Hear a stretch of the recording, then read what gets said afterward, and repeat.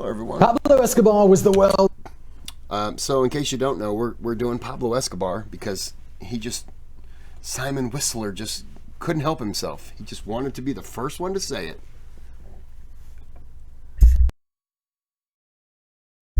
I just muted the mic and had a burp to protest his speaking out of turn. This was not a request, but I just did the Richard Pryor one, and a bunch of these came up on my feed, so I just started selecting a bunch that I liked. So I'm doing them. And we're going to do this one now. World's most successful drug trafficker.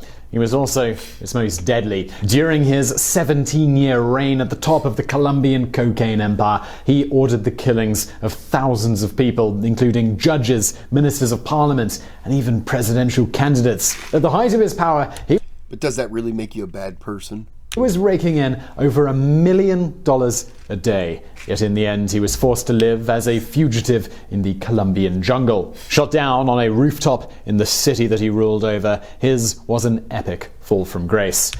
Anyone ever seen Narcos on Netflix? Season 1 and 2 deal with Pablo Escobar. The guy who plays Pablo, I think he's a Brazilian actor. Wagner. I don't remember if Wagner was the first name or the last name. Anyways, he does an amazing job. Season 3 focused on the Cali cartel, which that was a tough one because you had 2 seasons of building up with Pablo, and the Cali cartel didn't have the carrying power. Still good though. I really liked it. It was more of a standoff. And then what did they do after that? Oh, they did 3 years of Mexico. And that was good too. That was really good. I have not seen the last season though. Now that I think about it, I've seen half of it. So I need to get back into it. Anyways, back to the video. In this episode of Biographics, we go deep into the South American drug world to reveal the true life of Don Pablo.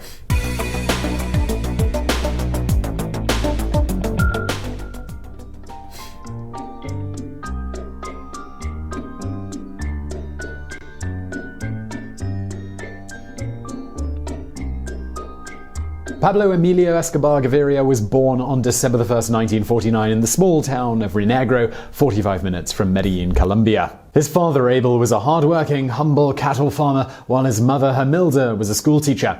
Pablo, the second of 7 children, was raised in a middle-class environment in a community that was fueled by the cocaine and marijuana trade. Although not everyone directly participated in the drug business, they all had a powerful incentive in the protection of those that did. The violence that was part and parcel of enforcing the narcotics trade was all around them. Before starting school, the family moved to Envigado, a small village just outside of Medellin, so that Hermilda could establish an elementary school there. Abel sold the farm and took up a job as a neighborhood watchman.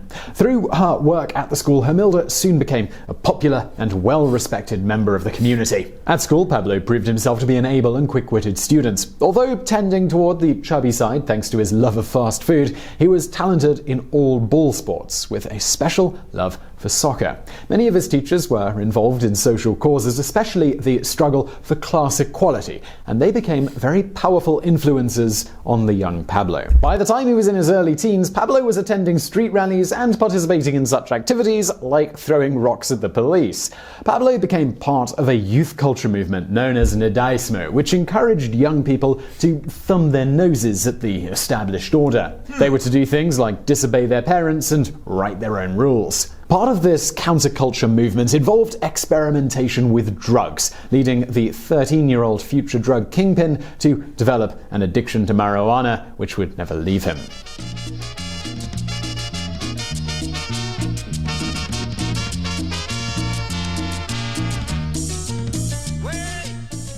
By the age of 16, Pablo had developed into a plump, short youth, standing at just over 5 foot 6 inches. He had a round face and wore a slight moustache. A couple of months before reaching his 17th birthday, he dropped out of school, bored with the straight-laced routine and keen to make his own way in the world. After quitting school, the enterprising Pablo started up a bicycle repair shop. He would prowl the streets and the local dump in search of discarded bicycle parts and then use them to fix bikes for cheap. With the money that he made from this enterprise, he purchased himself a Lambretta motorcycle. Now with a means of fast escape, he began planning how to make more money more easily than by repairing bicycles for a pittance. According to legend, Pablo's foray into crime began with him stealing headstones from the local cemetery, sandblasting the names from them, and then reselling them. Pablo then decided, though, that the route to quick cash lay in commercial business robbery. He started by scoping out potential targets. He would then ride to the target business on his motorbike, slip a balaclava over his head, and rush the business with a knife or a gun in hand, demanding money, and then be got out of there. All of this would happen in about 30 seconds. After a few successful robberies, Pablo recruited his cousin to join him. One would ride the bike and act as the getaway rider while the other stormed into the business. But within a few months, Pablo became bored of this and moved on to bigger and easier things. He established a contact with a Renault car dealership who would provide him with copies of the keys to cars that he had just sold, along with the addresses of the buyers. All that Pablo had to do was turn up at the address and drive the cars away. In his late teens, though, Pablo got caught in the act of stealing one of these cars. He ended up spending several months in La Ladera jail, which was to him a very positive life experience. It was in this jail that he learned how to move into bigger criminal activity, including kidnapping and drug trafficking. Isn't that how it happens? In the movie Blow, George Jung, I think that was how his name is, Johnny Depp character, says he went to jail for something, but while in jail, when he was released, like he went to jail for this and was released as a PhD cocaine seller or something like that. So he went to jail for something much lighter and graduated to something much more lucrative when he came out, because of all the people in there. They had all these experiences and they're more than willing to share. So he learned. They're more than willing to share to people that they know are legit, that they're actually moving product. They're not going to just, if I went in there, I'm in here for jaywalking, but can you guys teach me how to chop up cocaine? I'd get my ass beat.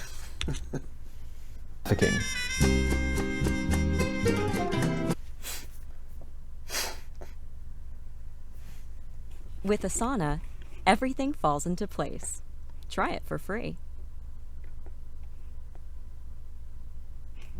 Oh, I got an idea. Stop do you showing me want? this stupid thing there. Want to marry V? Have this baby? I liked Snowfall. I haven't seen it since like season 3.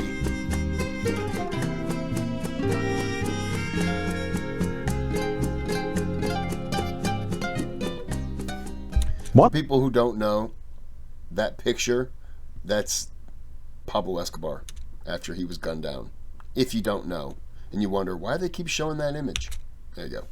Once back on the street, Pablo and his cousin Gustavo went right back to stealing cars. They built up a collection of stolen engine parts, which they would sell off bit by bit. The pair then took to building race cars, with Pablo competing in local events. Pablo and Garcia weren't the only ones stealing cars in Medellin, though, which led to an extension of his operation. He decided to also sell protection, so that people would pay him to ensure that their car did not get taken. Pablo was able to provide such a service because he had developed a reputation as an unpredictable and violent young man. If anyone owed him money, Pablo would hire a local thug to kidnap that person. He would then ransom him for whatever was owed to him. From time to time, he would even have that person killed when the ransom was paid, simply to engender fear in those he dealt with. Before long, Pablo decided to specialize in kidnappings for their own sake. Along with his cousin and future brother-in-law, he nabbed a rich businessman by the name of Diego Echeverria. This man was intensely disliked by many of the poor workers in Medellin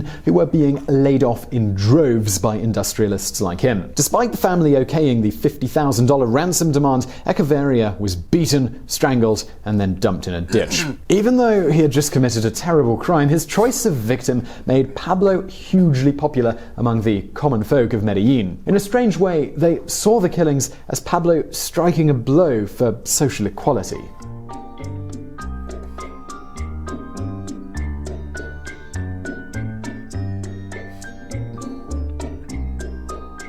So, in 1971, the 22-year-old Pablo began working for Medellin-based contraband dealer Alvaro Prieto.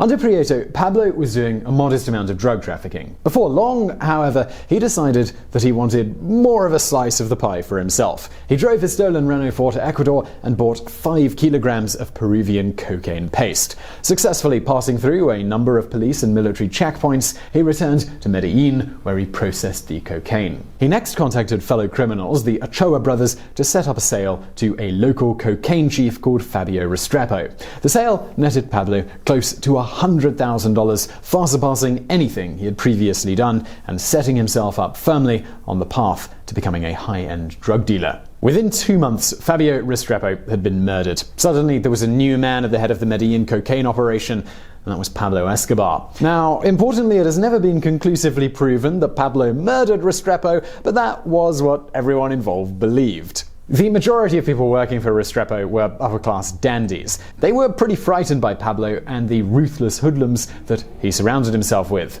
Shortly after muscling his way to the top of the Medellin cocaine, I'd never heard that he had murdered the older guy. Restrepo, is that what he said the name was? I never heard that he had murdered him. cocaine syndicate, Pablo married 15-year-old Maria Victoria Helena Vallejo. So now Pablo, he was 26 years old, he had a wife, he had wealth, and he had power. It really seemed like the sky was going to be the limit.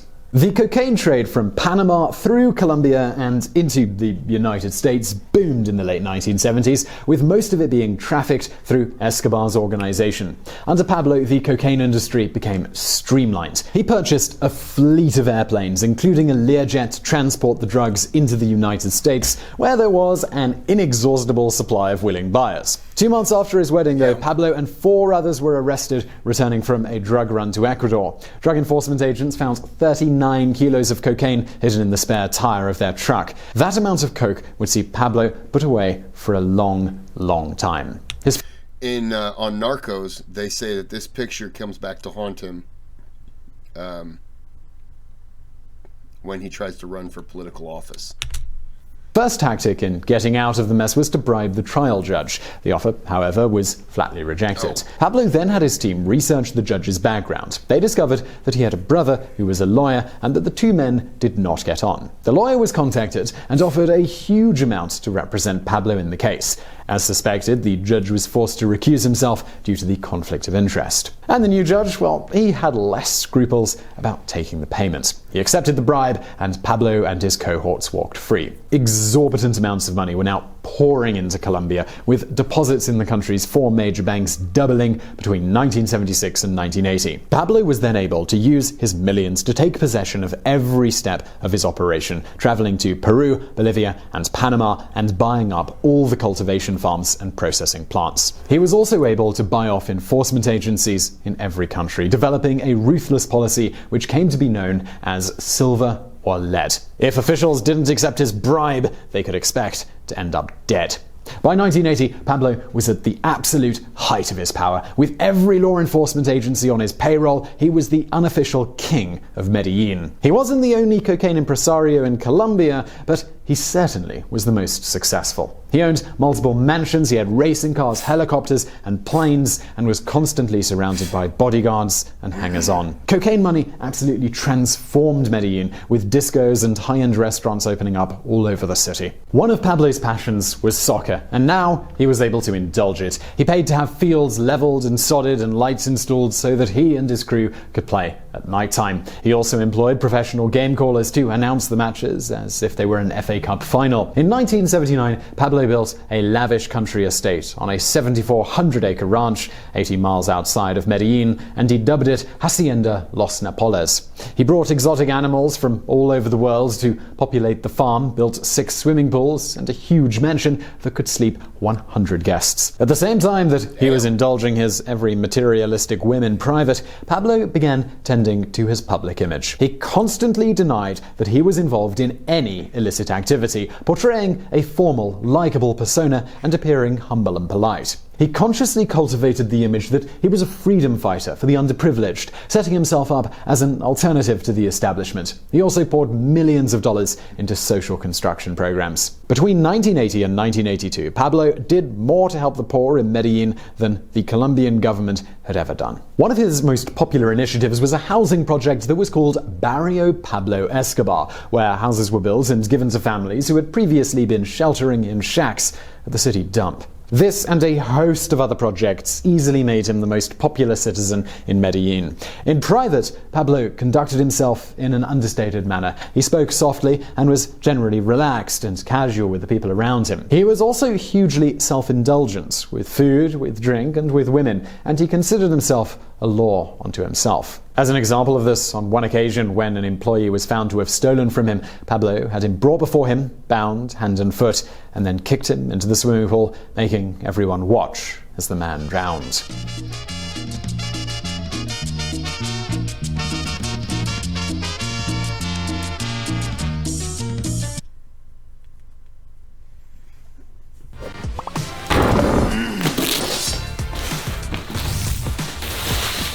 Oh, this is an 80-pound wheel. Cool.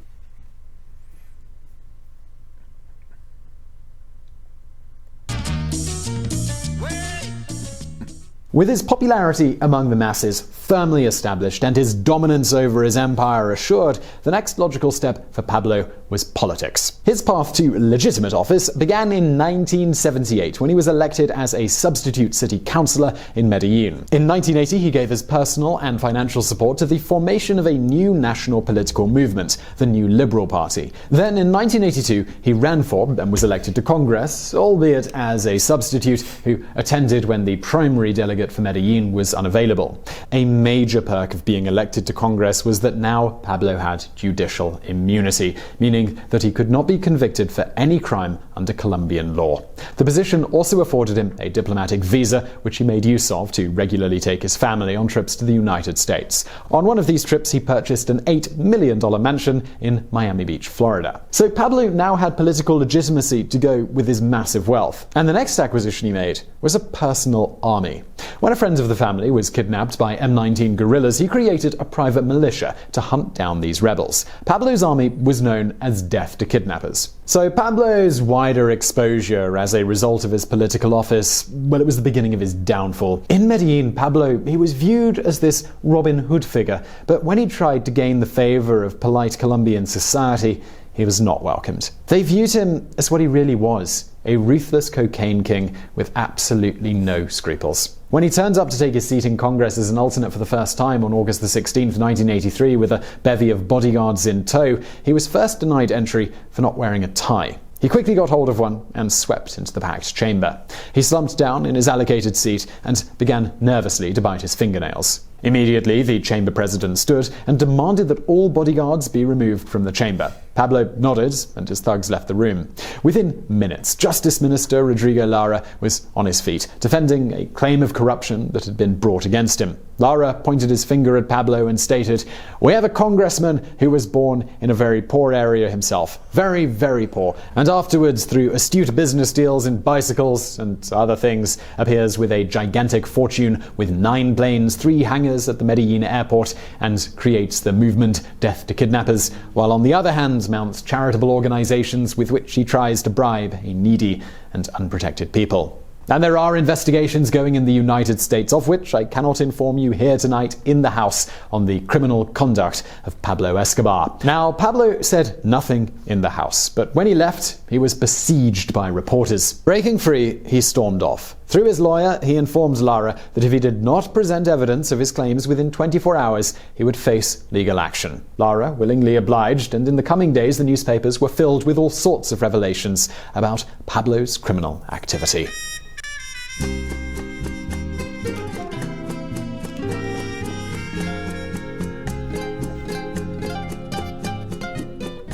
Pablo was now persona non grata in political circles. He was kicked out of the New Liberal Party, and the US Embassy revoked his diplomatic visa. The Catholic Church also renounced their support of him. The government even seized 85 of the exotic animals on Pablo's ranch, claiming that they had entered the country illegally. Pablo's political career was now in ruins. Even worse for Pablo, the Colombian government, at Lara's urgings, was fast-tracking an extradition treaty with the US that would see him tried in America for selling cocaine in that country. In May of 1984, Justice Minister Lara was shot 7 times while riding in his chauffeur-driven limousine. But Pablo had powerful enemies. US President Ronald Reagan had announced a major crackdown on the cocaine trade. With the death of Lara, the Colombian government were willing to cooperate with American authorities to go after narco kingpins. And Pablo, he was the biggest of them all. The killing of Lara also turned much of the Colombian population against Pablo. By this act, he had declared war on the state. For Pablo, the heat was too much to bear, and he skipped the country, taking a helicopter to Panama City. Yet, despite being offered asylum in Panama just the year before, Pablo and his cronies were not welcomed by the authority. After just a few weeks in exile, Pablo, he was desperate to get back home. He made overtures to the Colombian government, drafting a proposal whereby he would go straight and use his massive influence to rid Colombia of drug trafficking, provided that he could retain his possessions in Medellin and that he would be exempt from arrest or extradition to the United States. This offer, though, it was roundly rejected. When the Panamanian army raided one of the labs that he had situated on the Colombian border, he fled Panama for Nicaragua. Meanwhile, he was hearing that his absence from Colombia was undermining his control of the Medellin cartel. The kidnapping of his 73-year-old father, well, that was a step too far. Pablo ordered a killing frenzy throughout Medellin. Dozens of suspected kidnappers, they were just gunned down. Finally, they gave in, and Pablo's old man was released with no ransom ever being paid.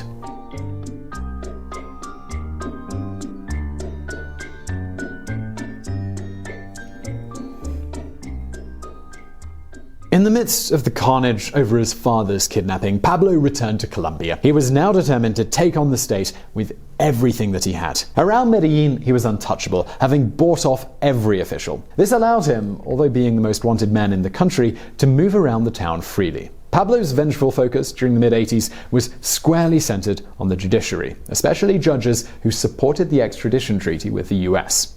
During this time, more than 30 judges were shot dead. Then, in November of 1985, the guerrilla group M9... Just imagine that here. I mean, we have one judge. If one judge is killed, I mean, the government comes out in force. Much different stances on how things are done, bribery and stuff like that. Really non-existent here compared to other countries, but 30 judges. I mean, just imagine that here. And by here, I mean in the U.S. Just, if it ever got to that point, I mean, even if multiple judges were killed, it got to that point, I would think, what the hell is going on here? I think a lot of people would start freaking out. But, man, local police, SWAT team, wouldn't even doubt if the National Guard would be called in. I mean, heavy hitters would start coming in to hunt people down if they had to. It would be scary. Yeah, it would definitely be scary. Having been paid $1 million by Pablo, stormed the Palace of Justice and held the entire Supreme Court hostage. They demanded that the government renounce the extradition treaty. In the resulting siege, 11 of the 24 justices, along with 40 of the rebels, were killed. By the beginning of 1988, killings were being reported on an almost daily basis. Martial law was declared to prevent the state from toppling. On August the 18th, 1989, Pablo's kill squads gunned down both the front-running presidential candidate, Luis Galen, and a state police chief. In the following 4 months, the Colombian government apprehended and sent more than 20 suspected drug traffickers to the United States to stand trial. A national police unit was stationed to Medellin specifically to hunt down Pablo. Within the first month, 30 of the 200 men stationed there had been killed. Pablo was evading his government and inflicting enormous casualties, but he was a man constantly on the run. He always stayed a step ahead of his pursuers, but he was growing tired of the constant relocations that were needed. Eventually, he was driven to negotiate. Pablo agreed to put an end to all the violence, to stop all criminal activity, and hand himself in. In exchange, he demanded preferential treatment in a prison of his choosing and a reduced settlement. The government had already revoked the extradition treaty to the US with its 1991 constitution, so he didn't have to worry about being sent to America. And with all of that, Pablo was duly arrested and duly tried. He began his sentence at La Catedral prison in June of 1991, but this, well, it was like no other prison on earth. It featured a football pitch, jacuzzi, and a bar. All of the prison guards were Pablo's employees. The prison cells were more like hotel suites, and the food that Pablo and his fellow inmates ate was prepared by chefs who were brought in from the finest restaurants. But after a few months, accounts began to reach official channels that Pablo was continuing to pursue his criminal activities from the prison. This was a violation. All he had to do was just stop.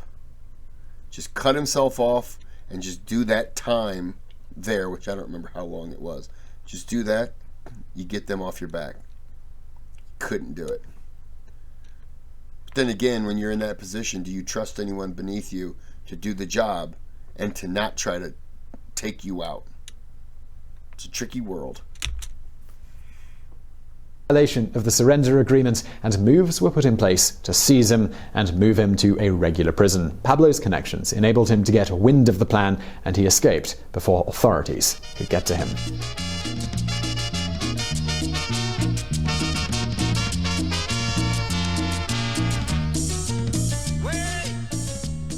The hunt for Pablo is back on, but now the US and Colombian authorities were joined by a vigilante group known as Los Pepes, which stood for People Persecuted by Pablo Escobar.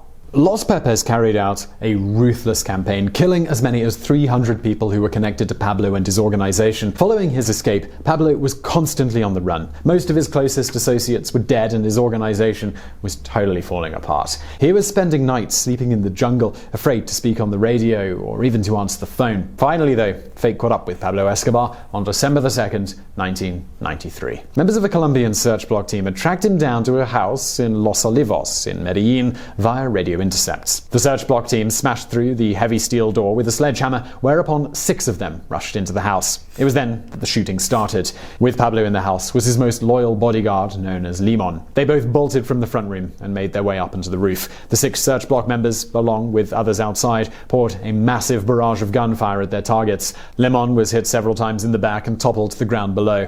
Then Pablo went down. He was struck several times in the leg and torso, but the fatal shot penetrated his skull. On confirming his target, the leader of the operation spoke excitedly into his radio. "Viva la Colombia! We have just killed Pablo Escobar." But had they? Pablo had always told his family that if cornered, he would commit suicide by placing a bullet in his skull. Many people believe that he did so, once more escaping the clutches of the Colombian authorities. So I really hope you enjoyed that episode of Biographics. If you did, there's a couple of things you could do. I don't think he had a chance to commit suicide. I think that it's easy to say he was going to commit suicide, but as soon as everything happened, his will to live was no different than anyone else's. And he just fled. And maybe when he was shot a few times, maybe suicide was something he thought of, but he didn't have to think very long because they were still aiming on him with sniper rifles and all kinds of stuff, so they took him out. Well, I'm going to end this here. I enjoyed that. I'm going to do a couple more of these. I like Biographics. So, like and subscribe. And until next time.